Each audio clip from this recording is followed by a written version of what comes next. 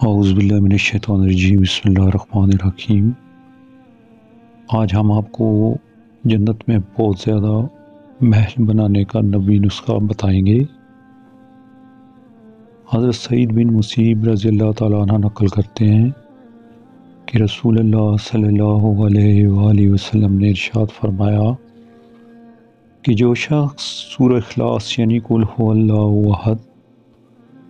10 بار پڑھے، اس کے لیے اس کی وجہ سے جنت میں ایک محل بنایا جاتا ہے،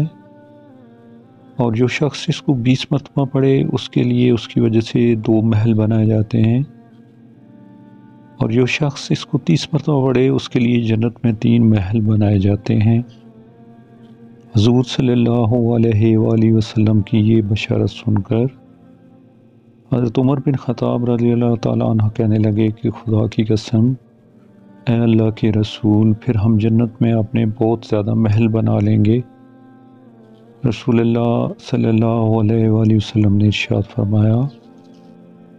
اللہ تعالیٰ اس سے بھی بہت زیادہ فراخ ہے، یعنی اس صورت کی فضیلت اور اس کا ثواب بہت عظیم اور بہت وسیع ہے،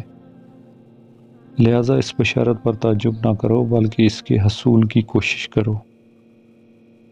اللہ تعالیٰ ہم سب کو ان تمام باتوں پر عمل کرنے کی ہمت اور توفیق عطا فرمائے،